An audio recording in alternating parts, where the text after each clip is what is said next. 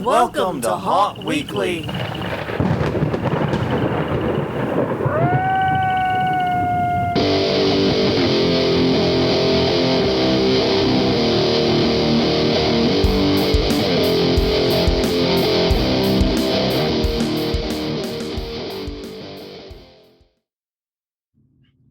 Hello, everyone. I'm Jonathan. I'm Crystal. And this is Haunt Weekly, a weekly podcast for the haunted attraction entertainment community.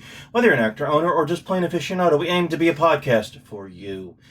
And we return to you in the post-Halloween season. I mean, basically, we're recording this at, like, the worst of all times. Yeah, this isn't the news you're looking out for. Yeah. Because we're recording this literally as election results are coming in, and we are doing our goddamnedest not to look at them. Yeah, so now we're going to look at our notes instead of everybody else's. And our notes are equally depressing and equally stressful, so... Yeah. Yay! Uh-huh. Yeah, can someone just find us in our cave and tap us on the shoulder and let us know, like, in a week who won? That'd be great. That'd be wonderful. But yes, indeed, it is an episode of Visible by 4, therefore it is time to do the news. But we're also going to take a minute to talk about our Halloween night, our trip to the 13th gate, and as many news stories as we can cram in a reasonable amount of time. We may go a little bit over, but we may also split the links up, because we have so fucking many right now. We may split them up between this episode and the next one, just so we can cover them all, because there's a lot of important news, and we're behind. Yeah. But on that note, if that doesn't sound like what you want from Haunt Weekly, hey, guess what? There's 463 other episodes. I know. I counted. You can find them all on hauntweekly.com, Haunt Weekly on Twitter, Haunt Weekly on Facebook, and youtube.com/Haunt Weekly. Pay special attention to the Facebook page. We're trying to set up some live streams, which will be going live there when they do. We'll have information for you when the time comes. All right, well, okay. This is usually where I say every week we ask a question of the week, and last week's question of the week was blah, blah, blah. But in the midst of haunt season, in the midst of our open season, we didn't. Yeah, we forgot to put it out there. So we're just moving on. We're just moving on because we got too much shit as it is. This week's question week is... Do you take time off after season, or do you just jump right back in? And I know, I think for part clarification, we need to say with like the actual work part, because everyone's planning and sort of decompressing. Yeah. I mean, like, are you actually building anything? Are you starting? You know what I mean? Are you doing tear down? What you doing? You know, what are you doing physically? Like, we went to a bar with a laptop and watched hours of security camera footage. And got to learn how the rooms worked and what was going on, but also had a lot of great laughs at the same time. Exactly. So that type of work, I think everyone does. Do you do, like, physical work? Let us know. All the aforementioned places I already mentioned. Quick housekeeping note. We do have a storm supposedly coming this weekend. Oh, God. So if we are late next week, that's why we spent today... cleaning up our actor area. One of the reasons we're late today is we had to spend time expediting our pickup, basically. Exactly. That is what we've done so far for the haunt this year. Yeah, I'm really glad for the new storage system, which I guess we could talk about next week. Yeah. Because, I mean, it's really not much to talk about, but it's brilliantly simple. And that's just it. It's so simple. It's really brilliant, right? Rather than just buying a mishmash of random bullshit from wherever we can find them, we bought a shit ton of buckets from one place. Congratulations. Storage system discussed. Though apparently it's the same storage system every other haunt uses in this area. Yeah. That's what I've learned this season. And this is called, keeping people on the hook for next week. We'll tell you more about our cheap-ass rubber containers next week. Riveting content on Haunt Weekly, everyone. Like to keep them entranced. All right, but one thing we do have to talk about really quickly is our conference reminders. There are some events coming up, and we want to make sure you know about them. Crystal, please kick us off. November 8th and 9th, it's Legendary Haunt Tour in Cincinnati, Ohio at Weston, Cincinnati. They will be visiting Factory of Terror, the Dent Schoolhouse, the USS Nightmare, and Haunted Laboratory. Legendary Haunt Tour with 2Ts.com for more info. And after that, November 22nd and the 23rd in Santa Ana, California, it's Creep It Real Festive at the Heritage Museum OC. Over 100 vendors. Check out creepitrealoc.com for more information. December 13th and 15th, it's Christ Massacre. I know it's Christmas-cur, but... Well, you know what? There's no good way to say that. It's part of the problem. It's in Greenville, South They Carolina. just took the T out of it. It wouldn't be that bad. Yes, it's in Greenville, South Carolina. They will be at the Nightmare Dungeon, a haunted trail. More details are on the way, and hauntfest.net for info on that one. And finally, January 13th through the 15th in Las Vegas, Nevada, it's the Halloween and Party Expo. At the World Market Center, hundreds of vendors. You must have a qualified business to attend. It is not open to the public, but if you do qualify, it is a great way to get a handle on what is upcoming for the next spooky season. Check out more at HalloweenPartyExpo.com. All right, I think we did good there. Mm-hmm. Everybody did good. We can go home, and then... No, we got to get through the rest of this. No, we did not. Sorry, I'm just doing the SNL skit in my head now for no discernible reason. But yes, indeed, it is an episode of His Life 4. That means it is time. Oh, first things first. Let's talk about our stuff. Okay. Let's get through that. Two things to talk about. First is our Halloween night. Mm-hmm. There was rain. Yeah, we got like screwed and not screwed by the rain at the same time. It was really weird because it was these very scattered but very intense showers. Mm-hmm. And one hit, like we opened at 7, so one hit from like 6 to 6:30ish, like as we were starting to get ready to open. Yeah. Just enough to make sure everything was good and wet. After we had a forecast, a clear forecast for the entire week, for 2 weeks. Mm-hmm. And then like 2 hours before opening, it's like... It's gonna rain! Yeah. And we're like, well, we don't know where we stored the tarp for the actor area because it wasn't supposed to rain. Yeah. Yeah, we opted not to put the tarp over the actor area because it does get really hot with it. Yeah. It traps heat horribly. We talked with the actors and everyone agreed, as long as it's not raining, no tarp. Everyone liked that idea, and it does allow a lot more breeze back there, make it much more comfortable. Yeah. So we didn't do that. And then, like you said, 2 hours before, it's like it's going to rain. So I was like, Jesus Christ. So yeah, it just enough to fuck up our plans for getting these together and to dissuade people from showing up at 7. And then we had a second run right at like 9:15, 9:20 for our 10 o'clock closure that sort of scattered the later crowd. We still put through, I think, just shy of 300 people on that night. Numbers aren't nearly as good as they were before the pandemic for us, which still sucks. But this season was really rough because Friday, Saturday, we were competing with Taylor Swift. Mm-hmm. And then Halloween on Thursday, the rain.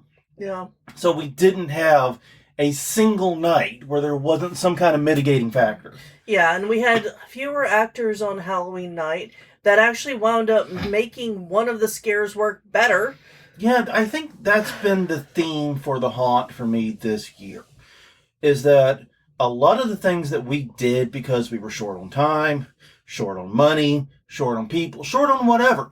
Mm-hmm. A lot of the decisions we made worked out beautifully. Our skeleton display with the QR codes that we decided to do because we only had 2 days to set it up. Yep. Beautiful. Everyone loved it. So many compliments. Even had a lady come by today as we were recording this on the 5th who was looking at a house in a neighborhood, loved the display, came by and toured it, and enjoyed the hell out of it. Mm-hmm. I mean, that is some shit, man.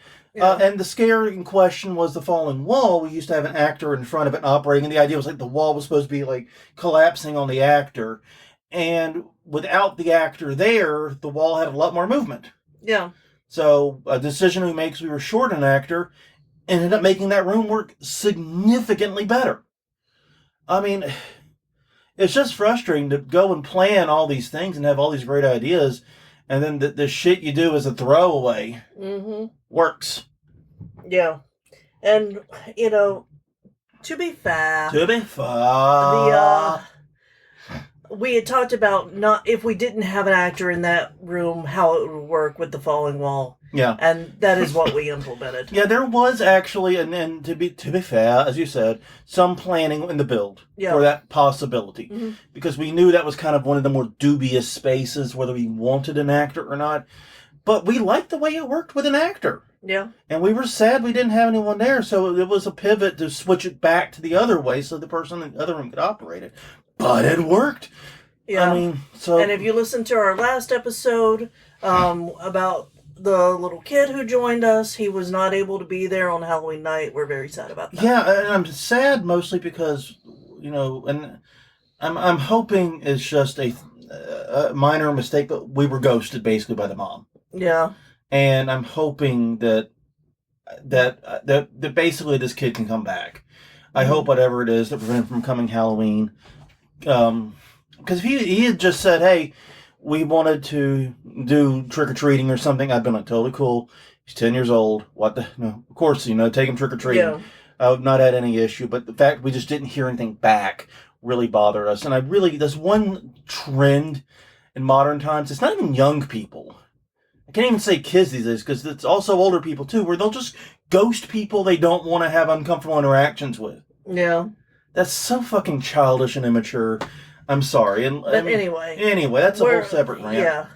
But overall, the night went well. Yeah. Everything worked. There was only one minor, one. Which minor incident are you talking about? I was going to say one minor injury. Oh. Which was the fix for the kid to be able to operate his scare easier, wound up having a sharp edge. Yeah, that's on me. I should have done a better job at fixing that. I recognize that. That was my mistake. Yeah, but we were able to get it fixed after we were alerted to the problem. Yeah. And that's one of the things that we're going to be talking about, is how important it is to let your actors know that if there is a problem, they can tell you. Immediately. Or at least between groups tell you. Yeah. That was a minor question. I was talking about the power outage we had. Oh, yeah. The quote-unquote power outage. If you'll recall in the previous episode, we had that incident beforehand where half of our garage went out because we basically blew a connection in the one of the outlets. One of the outlets.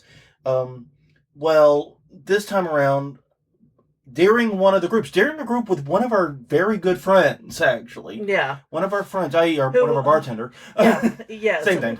Yeah. Who actually goes to, who lives up where near Niles Scream Park is, and has raved about how great they are. Yes. Was excited to come by, came through, and halfway through their tour. Their visit. Poof. Lights out. Power went out.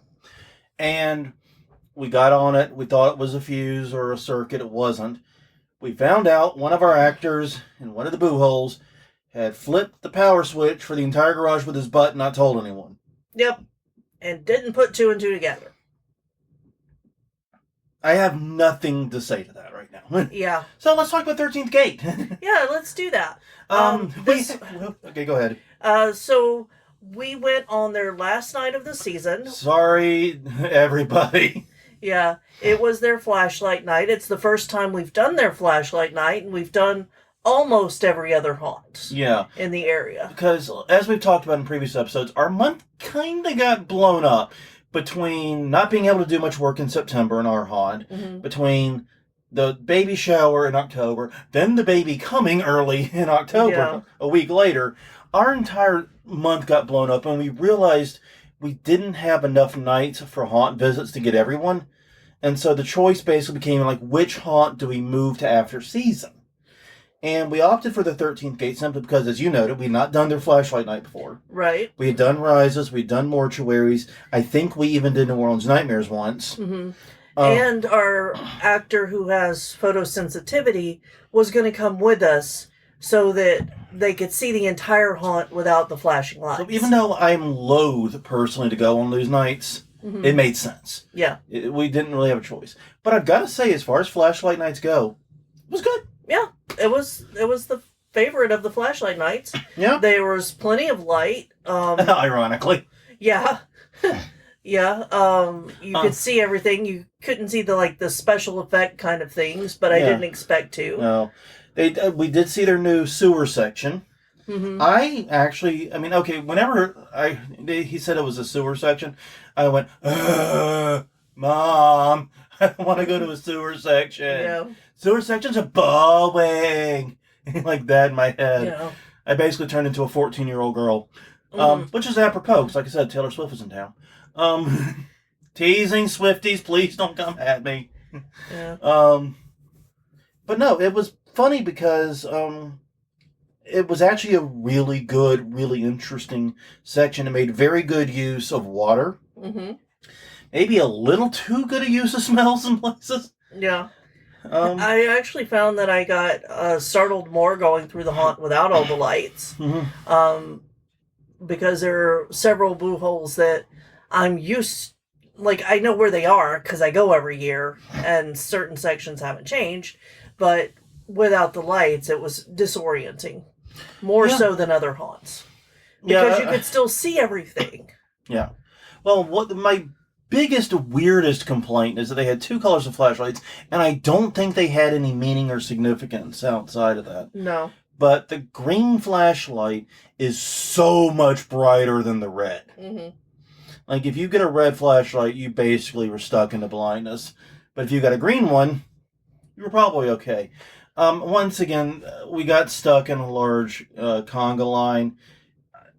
I don't know what a haunt like 13th Gate can do. We've talked about, like, Hell's Gate and how they built their entire haunt from the ground up to deal with this. Mm-hmm. And what they had to do.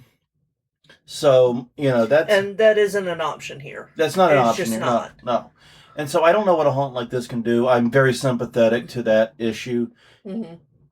All in all, it was it was an interesting experience, but I do really want to go back and see the sewer scene and haunt lighting rather than that's the main thing I took away from it. Yeah. Was now I want to go back and see this part that I haven't seen before in haunt lighting. Yeah. I've seen the other parts. Yeah. And so I've got a pretty decent idea of what's in there. Mm-hmm. But yeah. Let's see. And I think that's it for our haunt visit. So we probably should actually get on to the news. Mm-hmm. And do you want me to start, or it doesn't really matter? Well, we're going to start with sad news. And the first 4 articles are all about hayrides. Yeah, which is kind of weird because usually in these postseason news episodes, there's very little about hayrides. Mm-hmm. But this time around, as you noted, we got a bunch in a row. So get us started. Okay, Haunted Hilltop reopened 1 week after a fatal incident.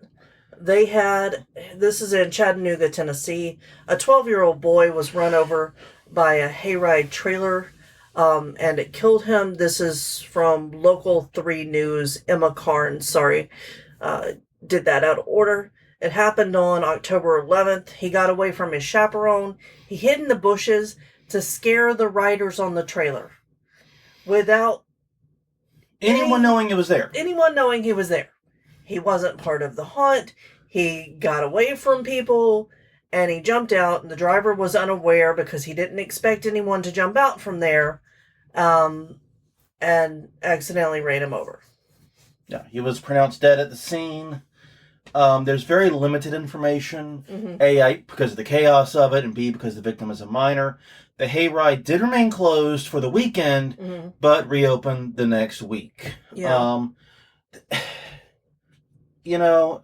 One of the fears I always have when we talk about these stories of people being hurt or killed at haunted attractions Mm-hmm. is like, okay, what new regulations, what new policies are going to come out of this? Yeah. This particular one, I don't know.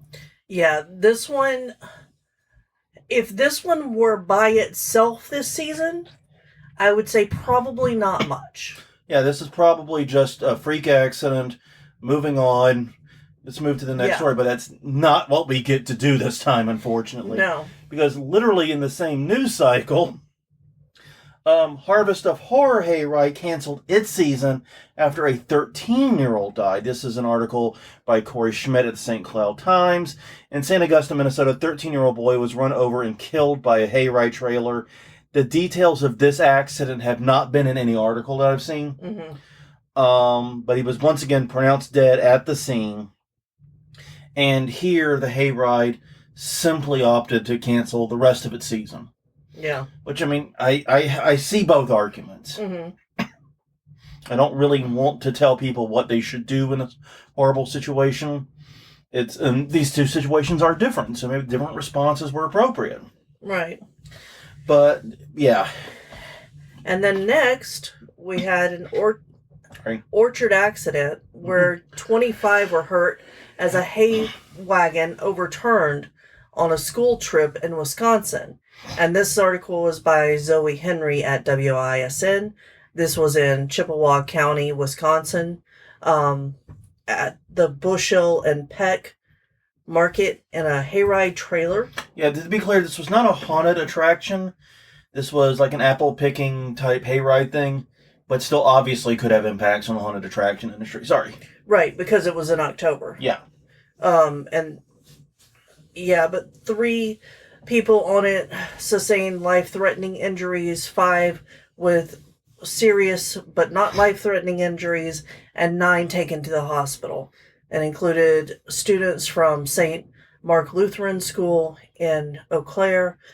Still no reports of fatalities. Yeah, these 3 are the ones that, like, I kind of want to group together.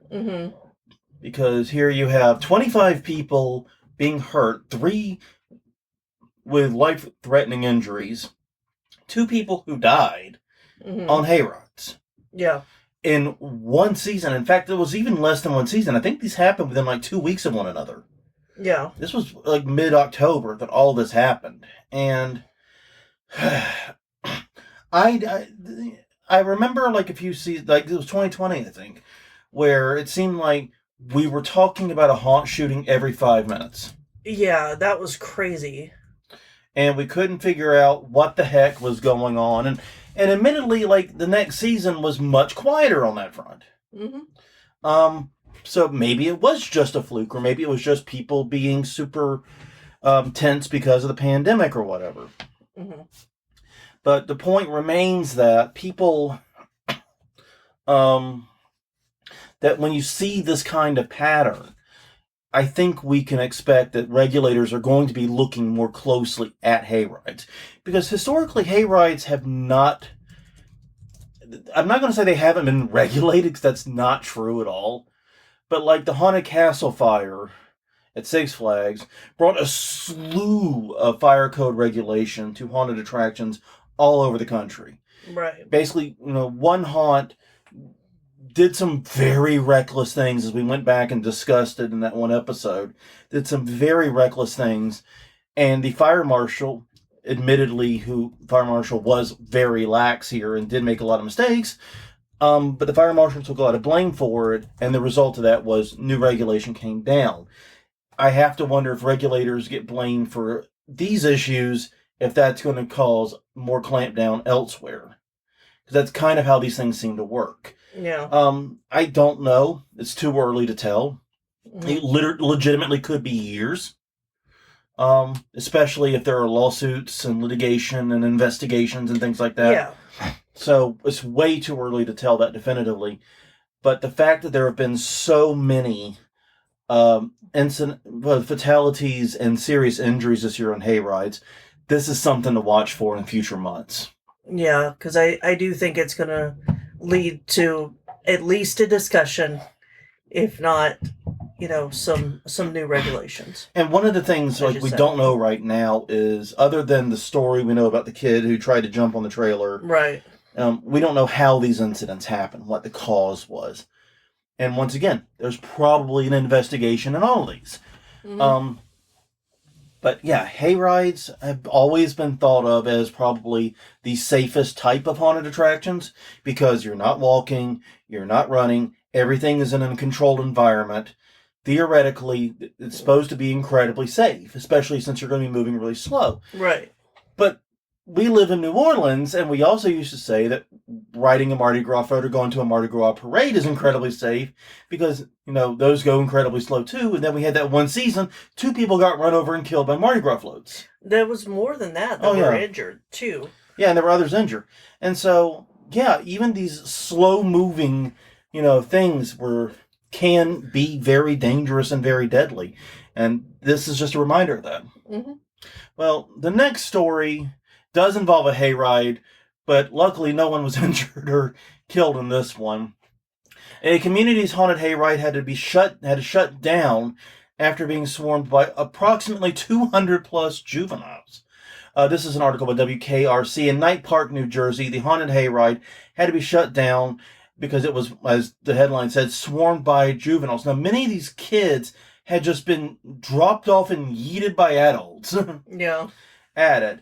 And basically, there was such a crush of kids there that fights broke out, vandalism was taking place, theft was taking place, and the police had to be called in to disperse the group. Some broke away and ran through nearby yards, and apparently another 50 to 70 overtook a nearby Wawa. Yeah. No arrests were made, but wow. Yeah, and thank you, Shannon, for sending this over our way. way. Yes, thank you, Shannon.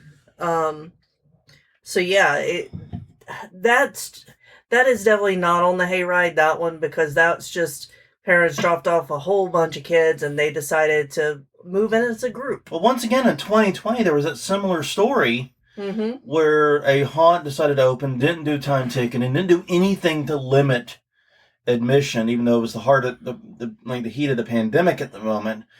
And this crush of juveniles, once again teenagers mostly, arrived and had to be dispersed, and there was rumors of shots fired and all this other crazy stuff. So yeah, these situations can get out of hand so easily.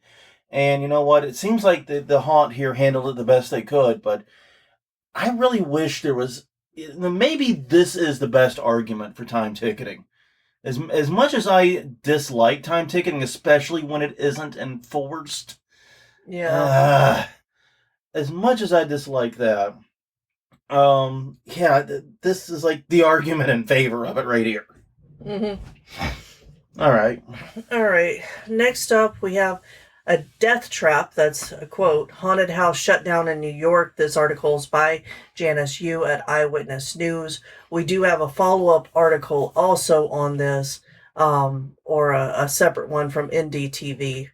But basically, in Queens, the fire department shuttered a haunting in Hollis, which was a haunted attraction based in a home. So it was an overgrown home haunt. Yeah, that was charging very professional level ticket prices. Exactly. And operating very much like a pro haunt in all ways I could see. Yeah, they had celebrities come through. There's videos up on YouTube. In fact, we watched one where a woman and her father went through it, and they mentioned the slide that wound up breaking both ankles of one of their customers. They said, that's a dangerous slide.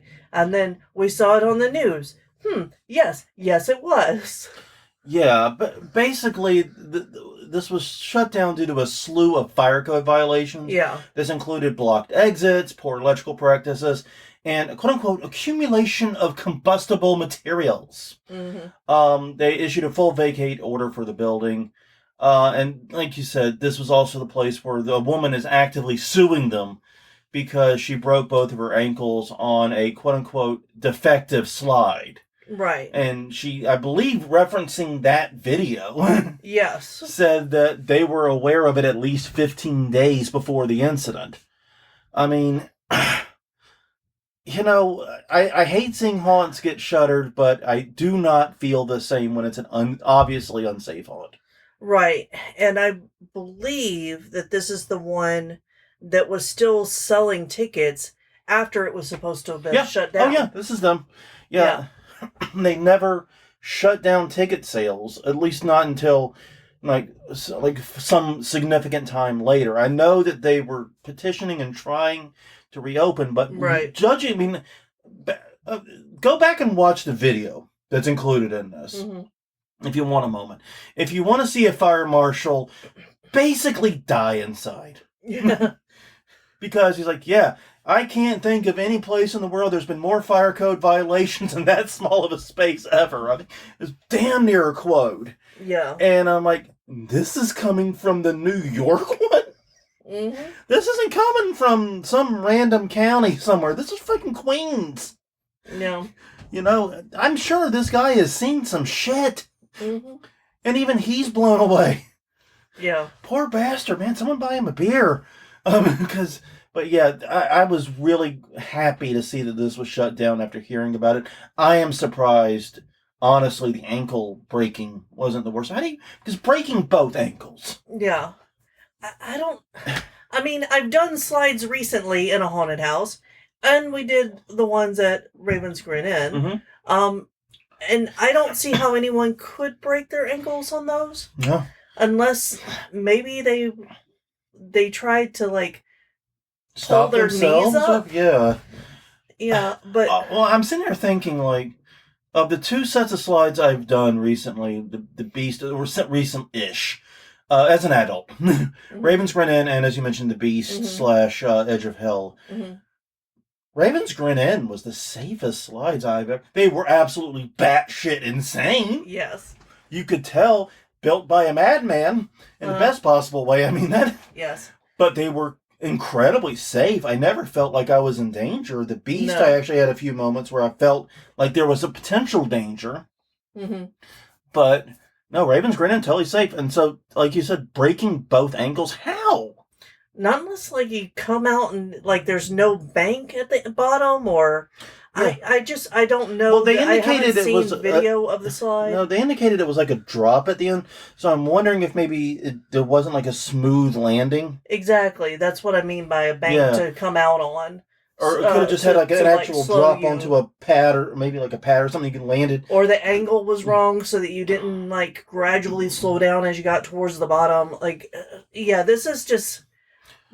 We've spent a lot of time... This is not the first time we've had this conversation, either, to be clear. No. Since reading this. This has been a bar topic at least 2 or 3 times. And we still haven't figured it out. No. So, yeah, Jesus Christ.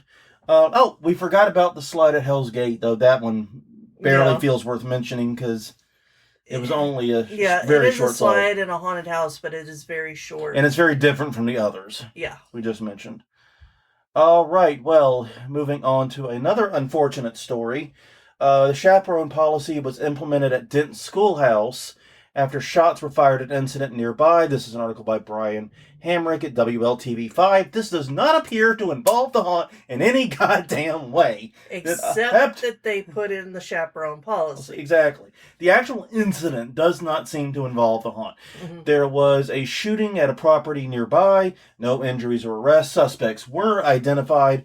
I have not heard anything about them being arrested, so if anyone has an update on that, that'd be great. But basically, Dent Schoolhouse... I gotta admit, like, when I heard how Dent Schoolhouse responded to this, I was blown away at how good it was. Yeah. Because they first got everyone who was outside into safety. Everyone who's inside the haunt was sort of sheltered in place.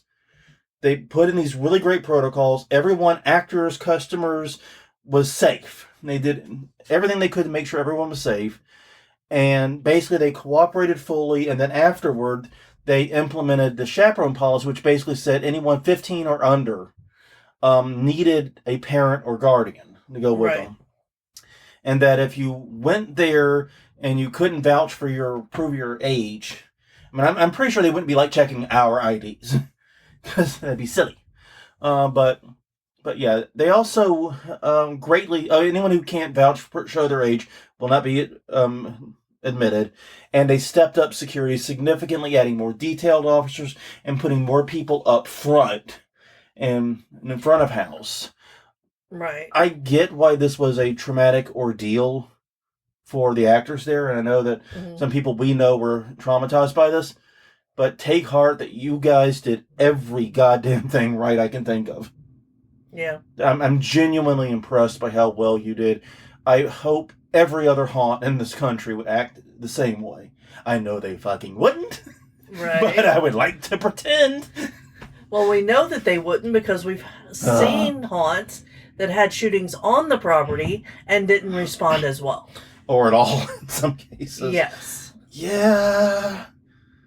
Yeah. Mm-hmm. Yeah. Let's just move on. Okay. The Blount County's Sheriff's Office is investigating an incident at Maryville Haunted House. This is by Josh Jernigan at WWL-TV, and the haunt is located in Knoxville, Tennessee. AMS Haunted Attractions in Maryville released a statement stating that a customer allegedly assaulted several actors. The haunt was working closely with law enforcement to track down the assailants, and were putting in additional security measures and training workers to ensure the incident wouldn't happen again. They also listed things for customers not to do, like show up intoxicated, that kind of thing. But I found an update to this article on wait.com. WATE.com. Yes, I was getting there. I know. WATE.com, where one of the teens that was working that night, she says a man came through and was intentionally punching actors. And it was so bad, after her night of work, her mom came to pick her up, and she was having trouble breathing. They took her to the hospital. He had broken her ribs. And it was multiple people that got hit by this man as he went through. And this goes back to the statement earlier about let your actors know who to tell if there's a problem to get an immediate response. Yeah, I mean, like, obviously I would hope that this haunt will implement better procedures so that if something like this happens, they can't make their way through the haunt. But, I mean, the other side of the coin is this is absolutely bananas. Yeah, it is. Like, we've had people come through and, like, I can hear them outside gearing up to say, oh, watch this, I'm gonna bow up and I'm gonna... By the way, not this year. Not this year, no. Not this year. But I know who you're talking about. Go ahead. Yeah, this was several years ago. Well, we have a reputation for stopping that. Yeah, because I threw them out. Yeah, and part of that reputation is if anyone in your group takes a swing, the whole group gets trespassed. Yeah. And what happened with that group that you're thinking about, one idiot was wanting to act tough. Mm-hmm. We threw out the entire group. Mm-hmm. And his friends were pissed at him. Yeah. They basically, man, you got us thrown out of the haunted house. Now we can't see the rest. And yelling at him the whole fucking way off the property. You know what? Good on those three. You three are welcome back. Your friend can stay his fucking ass home. Yep, exactly. But yeah, I do not understand people.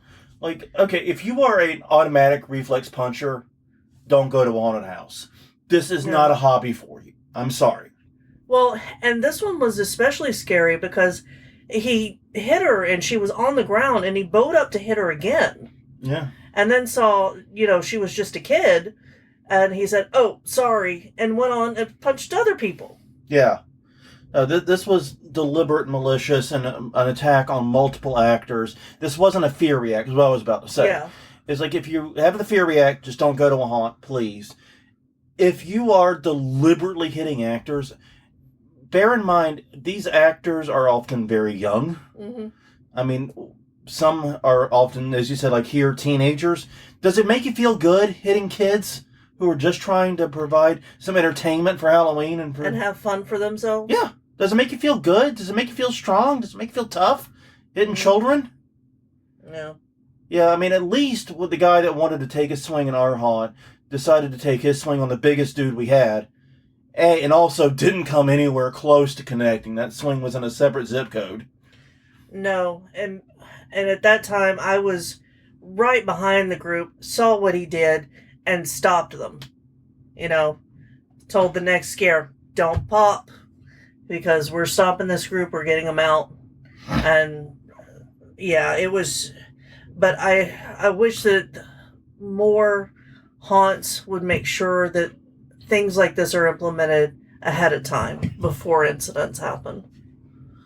Yeah, it is a really frustrating thing that people do try to do this, and I do not know why. There's no explanation for this. There's no justification. So I hope they do catch this person, and I do hope he is punished appropriately. Yeah, me too. All right, moving on. More slightly sad news. This is an article by Colleen Clapp at 14 News. This is in Evansville, Illinois. The old county courthouse in Evansville is the location of a haunted attraction known as the Catacombs. However, workers who worked in the basement found radon levels that were twice the EPA limit. This is an article from a doctor explaining the dangers of radon gas. And basically, it has a strong connection to lung cancer and why they needed to do the remediation and not open this year. Exactly. Yeah. And you know, there may be a case for actors who were stuck in the basement with twice the level of radon. Yeah. You know, it opens up a significant number of issues, both legal and and safety issues. So yeah, it makes sense to close it. I mean, like, I get it. Like, radon is one of those more vague threats. It may cause problem down the road, but I would put this in like the same category as asbestos. Yeah. Where, yeah, it's a theoretical, longer term thing, but you still don't want people breathing it, especially in confined quarters for long periods of time. Right. And the remediation, although it seems like it's mostly a specific type of paint and filling in cracks. Yeah, it's not like asbestos where it's this significant removal process. Right. It's weird. It comes in through the walls underground. Because there's a house that we know that has a little bit of this in it. Yeah, and so one of the reasons we include the story is, like I said, we have some family members living in a house with a radon issue, and they're working to address it too. So we kind of sympathize and empathize. Yeah. Moving on. All right. This article is by Isabella Pelletier. Yeah, I gave you the hard one. ABC6. I've gotten all the others so far. The Haunted Labyrinth in Cranston announced that it would close before its 40th season. So they announced this back in September because, as you remember, we missed September and October news until now. But yeah, the attraction raised money for multiple programs at the Rejoice and Hope Youth Center. No indication about why it's chose to close and not reopen, and it was the longest running haunt in the state. Yeah, this one is interesting because they announced it like right before they would have opened. So it's a bit confusing as to why they decided to close. They didn't state a reason. They didn't mention why. But yeah, it's sad, especially to see a charity haunt close like this. But that was a hell of a run. 40 years. Yep. It was a damn long run. Well, speaking of haunts closing, Ames Haunted Forest closes after 26 years of scaring Iowans. This is an article by Chris Alks at the Iowa State Daily. In St. Ames, Iowa, the Ames Haunted Forest has shut down after 26 years. They did complete the season.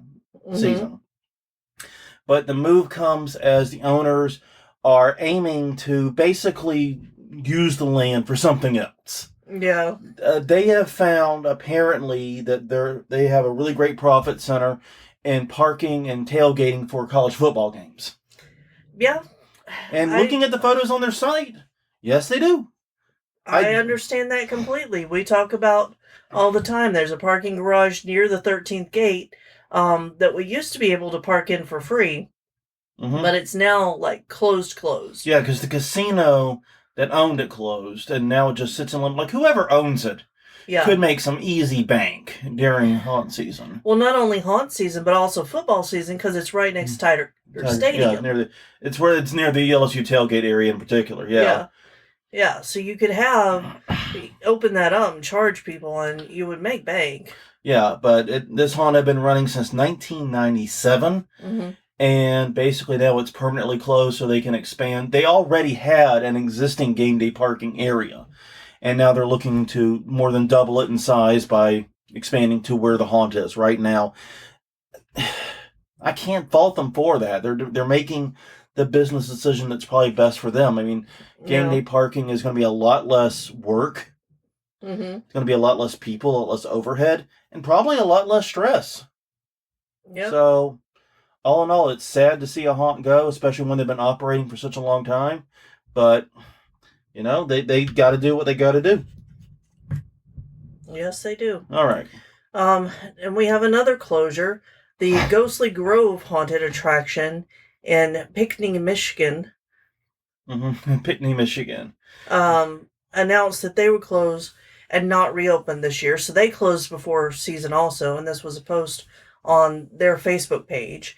There was no reason given other than that they were out. It was outside of their control.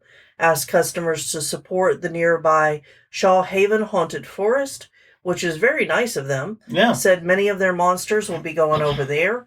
And the haunt had been in operation since at least 2019. Yeah, I couldn't get a lot of details on the haunt when I was looking at the details on this one, but they've definitely been open for a while. What I was really impressed by is what you pointed out, that they have two posts about the closure. One saying, "Hey, we're sorry, we're not going to open. Thank you for all the wonder." No, the usual stuff. And then one above it is a big ad for the Shaw Haven Haunted Forest. Hey, go see our monsters here. Yeah. And it does not appear to be owned by the same people. It's just a lot of the actors are probably moving there. So that's really cool to do that, and that really keeps that haunt community vibe going for me, Yeah, it does. So yeah, it sucks to close, but dear God, that's a very, very tactful, that's a very, very classy way to handle it, I think. All right, well, a reopening after a closure now. The Tri-State Haunted Attraction returns after shutdown. This is in Henderson, Kentucky. The article is by Alea Valero. Oh, I guess I did get a tough one. From 44 News. But basically, Henderson Haunts has reopened now in a 7,000 square foot space. And I love the shit out of this story for reasons we're going to get into. Basically, they were operating a home haunt. And admittedly, they seem to have gone a little too far with it. They were opening at multiple weekends. They had thousands of people. They did say it was a free home haunt, but they were clearly creating neighborhood problems. So the city had no choice but to shut them down. However, the city did not just stop there. Didn't just pin a little notice on the door. No, the city actually worked to help them find a commercial space and reopen the next year. Yeah. The city gave them the support and the resources so that they could turn around and open bigger, badder, and better than ever in a commercial space with permits and all that shit and be a proper business in 2024. That is fucking awesome. It is awesome, and it's great to see the city reaching out like that and helping, and that shows you that home haunt had great community. Like, it provided a lot of value to the area. Yeah, and makes sense from the city standpoint, too, because they're going to collect taxes on this now. Yeah. They're going to get their money from it, right? And so, the city wins, the haunt wins, the community wins, everybody, and whoever owns this commercial property, if they didn't buy it outright, wins, too, because they've got a renter now. Yeah, exactly. Everybody wins with this. This is just such a great example of a city taking a bad situation where, for reasons I fully understand, they had to shut down a very successful and very popular home haunt, but turning it around and making it a great thing. I just love this story. Yeah, me too. Almost as much as this next one, where Oxford County has given, they received FedDev Ontario investing funds, and part of that went to Snyder's Family Farm, which is going to develop a concession pavilion and a new haunted attraction called the Asylum, and this is all to bring more tourism into the city because they see the advantage and the benefit that seasonal events provide. Yeah. Now, they've been providing seasonal events, but not a haunted house. Yeah. And they're getting $130,000 for this upgrade to their farm to include a haunted house. Yeah, and that's, like you said, includes both a concession pavilion, very smart. Yep. Love those second lines of business around here, and a new haunted attraction. This is great. I mean, and of course it's Canadian. Yeah, and this was from Lee Griffey at the Pentagon Herald. Yeah, that's the Pentagon? The Pentagon? Here. I don't know. But no, maybe that's something you can only say if you're Canadian. Maybe. One of those words. But no, it's so cool to see federal support going to opening a haunted attraction and understanding the benefit that seasonal attractions can provide both a community and the local economy. Mm-hmm. Chef's kiss, gotta love it.